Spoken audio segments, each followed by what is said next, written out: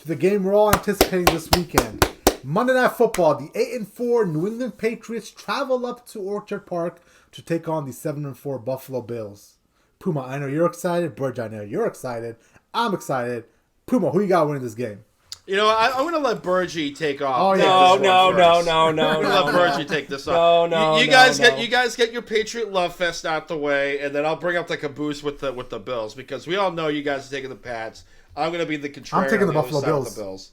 I'm taking the Buffalo Bills. Really? Yeah. Well, Jay, you got the floor first. I said this 2 weeks ago, that the Patriots, the only game they're going to lose for the rest of the year is the Buffalo Bills game up in Orchard Park. And this is the game that I want to see from the Patriots. I had no concerns about the Tennessee Titans last week. I mean, they were banged up. They had no Julio Jones, no A.J. Brown, no Derrick Henry. Defensive starters are missing. I don't believe in Ryan Tannehill or Mike Vrabel as the head coach. So I knew that game wasn't going to be a real game. This game, though, this is the game that you measure yourself up with. If the Patriots come out of this with a win, they're Super Bowl contenders. Simply put, I have them as Super Bowl contenders if they beat the Buffalo Bills. We've got the best defense in the league. Statistically, we're between 1 and 3 for most categories for defense. And the running attack is playing well. And Mac Jones had a great game on Sunday as well. This is the game, if they go into Orchard Park and they win, they are Super Bowl contenders. Unfortunately, I have the Buffalo Bills win this game. I just think it's a little bit too much to ask for a young quarterback to go do that on the road on a Monday Night Football game. And I think the Buffalo Bills, I know you don't have much respect for them, Burge. I do think they're a great football team. I think they have had their stumbling. They stumbled a little bit, but they're going to be motivated. They know what's in the line. The AFC East is probably on the line here on Monday night, and they're going to come out swinging. And I think it's going to be a close game, but I'm going to give the nod to Buffalo in the realm of, let's say, 28, 25, 24 range. Okay. Burge, you want to go? You want to bring up the caboose?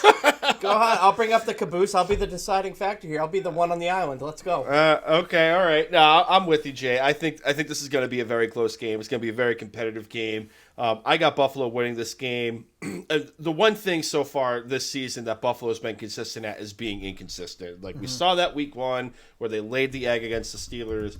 They laid an egg against the Jacksonville Jaguars. You know, the Tennessee Titans, that was a great game. They took that down to the wire, but they were on the short end of the stick in that one. But, you know, I do think they find a way to win this game. The weather is going to play a factor. They seem to have started to get some sort of semblance of a running game with Matt Breida last Thursday, Thanksgiving night against the New Orleans Saints down in the Thunderdome.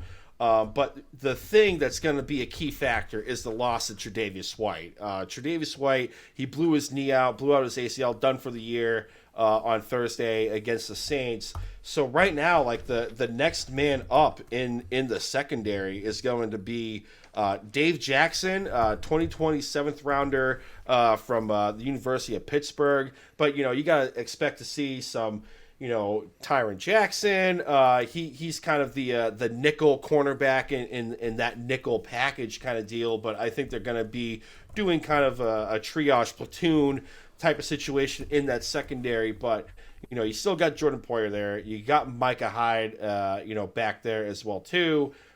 Tremaine Edmonds should be a go in this game. I think Leslie Frazier is going to be able to dial up some type of exotic blitz packages here. You're going to need to get a lot out of this defensive line against the New England Patriots, especially to stop the run. Like that's the what. Like right now, besides Tre'Davious White being out, which again huge loss, this team can be beaten on the ground, and New England can run the hell out of the football.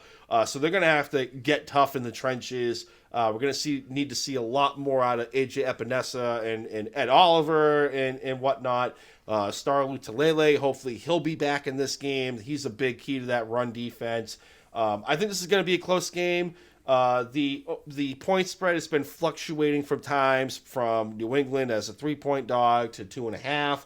Right now, if you look on DraftKings, the official sports book of the pod, Buffalo is laying 2.5 points. I'm with you, Jay. I think this is going to be a field goal game, but I do like Buffalo in this spot at home. And before you go, Burge, just give you a quick weather update on this game. There was rumblings this week that snow could be a factor. At the moment, there's a system coming through Sunday night that's going to go from midnight till about 11 a.m. So it should clear up by the evening for that game. However, if weather, obviously we're 7 days out, if anything changes and it comes a little later, then it could be a potential factor for the game. Fair enough. Hey, if it's a snow game and it's snowing Wonderful. like hell out there, Oh, that's beautiful. Wonderful. Be a great game, great atmosphere up there in Orchard Park. Heck, wouldn't change my opinion on this game at all, though. I have the Patriots winning, getting the 2 points, and winning outright. If the snow is a factor, I'll start with that. The Patriots are the dominant running team in between the two of them, and when snow comes into it, it's a lot harder to throw the ball. I personally don't have faith in Josh Allen to throw the ball effectively in those environments. We all know that Buffalo's running game has been absolutely atrocious all year, outside of Josh Allen scrambling, for their rushing yards up there. So I would take the Patriots again in that aspect. But the big thing for me here is Buffalo has been absolutely inconsistent with, like you said, with how they've played over the last month and a half. They've basically alternated wins and losses since they beat the Chiefs. At Arrowhead on October 10th. They've won, they've lost. They've won, they've lost. They've won, they've lost. And a lot of that factor there is the lack of the running game, the lack of the rush defense that they have, and Josh Allen turning the ball over. I mean, he's thrown a bunch of picks over the course of the last month and a half. And if you bear with me a second, I'll get it up for you. I think he's thrown 7 picks in his last 4 games, and he's going against a Patriots defense that leads the league in interceptions this season with 19. I believe that he's going to commit some of those mistakes. I mean, obviously the environment that's going to be up there in Orchard Park, it's going to be crazy. The fans are going to be into it. It's going to be, you say for the battle for the AFC East, it very well could, play a major impact in deciding the standings at the end of the year. I joked earlier, this is Buffalo's annual Super Bowl when they play the Patriots up in Orchard Park. They all get riled up, they all get ready to go. This is their Super Bowl. I just don't think that they're going to have enough to do it. They've been wildly inconsistent, and Jay, you talk about last week for Mac Jones. Mac Jones, in terms of his grade, on Pro Football Focus last week, had his worst game as an NFL player last week against the Titans, and it's because he missed a lot of passes he should have hit. If his worst performance is going to be 300 yards and 2 touchdowns, hell, I'll take that all day. And I have no faith in the Buffalo Bills defense to stop the balanced attack that the Patriots put out every week. And I know the Bills had success on the ground against the Saints last week, but let's be honest, we just ripped the Saints early on in this podcast. The Saints are nothing to write home with. They were without their top 2 running backs. The Patriots are the definition of a running team to set up the pass. And I really have faith in Mac Jones and his decision-making. Again, his worst performance graded last week by Pro Football Focus, and I believe he completed 70% of his passes. I'll take that all day. His decision-making, he's not going to commit that crucial mistake in the game. And, the loss of Tre'Davious White obviously plays into that. He's a massive loss for that secondary for the Buffalo Bills. So give me the Patriots to win outright. I had a conversation with a good friend of mine who's a Giants fan about this game earlier this week. And the only scenario in this game that I don't foresee happening is the Patriots getting blown out of Orchard Park. I think that the Patriots have an opportunity to blow out the Buffalo Bills, but a more likelihood, like you guys, I'm with you, it's going to be decided by a field goal. It's going to be a close game, a hard-fought battle. Either team could win, but I'm going with the Patriots, getting the 2 points and to win outright. My boy Parker, thank God, agrees with me. Go Patriots. You probably put 2 Patriot logos down and put a bunch of traits. Let's be honest here. I've been we got to vet the process. I want chain of custody on these picks, okay? Yep. My boy picked the Titans picks were over stolen. My Patriots last We're going to week. storm your house. Okay. We're going to storm your house. Do it. We've seen it in Icarus, the documentary. I want chain of custody, all right, Burge? Yep. Chain of custody. Get ready for next Tuesday if the Patriots win this game. Because Oof. I'm going to be a freaking madman. Get ready. When aren't you a madman? Yeah, I was like, Burge? when? I was like, yeah. You quote tweet everybody. I was like, win is or there- loss. When aren't you a madman? You ain't seen nothing yet. You ain't seen nothing yet. I was like, Jesus. wait a minute, it can go up another level? You ain't seen nothing yet. In the words of Al Pacino in Scent of a Woman, I'm just getting warmed up. You have no idea. You have no idea. So what happens if the opposite happens? Are you going to be in a soft room eating soft food? Are we going to have to like get visitation rights to see you and do the recording? Like I get my window that night to calm down, but like calm down my ass. Calm down my ass. Put it this way.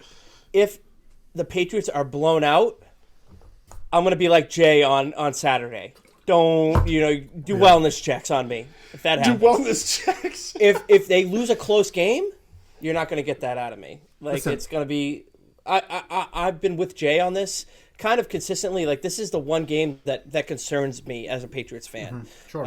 The rest of the season. And I'm picking them to win because I like what they're doing. And, you could say, they got rushed on for 260 yards or whatever it was against the Titans. But the fact of the matter is, on this win streak that they've been on, they haven't just beat these teams that you can argue are bad teams. They've blown them out. Like, these games have never really been in doubt. I mean, you can make a case that, the final score in the Titans game doesn't really reflect how the game was played. But again, I expected that because of the Mike Vrabel factor in that game. You weren't scared of him, Jay, but like the Titans aren't a team I want to meet in the playoffs just for that aspect of it. We've already seen it happen once a couple years ago in Brady's last game as a Patriot. He's a guy that I don't. He's a great coach in the NFL, and I really don't want to see any part of him. But the fact of the matter is, I mean, they've really handled their business in over these 6 games, and nothing really has come to light to make me want to question what they've been doing yet. This could be the week, but as it stands on Tuesday, November 30th, nothing makes me want to question what they're doing. Yeah, and the key matchup that I'm watching for is it probably going to be J.C. Jackson versus Stefan Diggs? And if that's the case, I want to see who wins that matchup. And we all know who J.C. Jackson is. He's Mr. Right guy all the time. Even the pick that he had against the Titans when I was watching the highlights the next day, he wasn't even in the picture, and Devin McCourty hits it, and he goes up and gets it for the interception. He's always right there. He's always ball hawking. And I've got so much respect for Stefan Diggs. Like, he ran that route against the Saints. It was like a beautiful like masterclass on how to run a crisp route and break off a really good defender in Marshawn Lattimore. So I want to see how that game pans out. And then I want to see if the Patriots can establish a running attack against that defense as well. That defense for the Bills has been up and down as the whole team has, but there's some good, elite talent on that defensive side. And if the Patriots can impose their will and run the ball, I think that's gonna go miles for winning this game. The one thing you can't get up there in Orchard Park with that scene and those fans, 70,000 Monday Night Football, you can't put this solely on Mac Jones and try to have him throw 40 times. If that's the case, there's a good chance it could get away. But you've got to lean on the running attack, and you've got to establish it early. And the key is you got to stick with that running attack, even if you're not getting those, 3-4 yards a pop, and you're only gaining 1 or 2. You've got to stick with it because eventually you wear them down in the third and fourth quarter.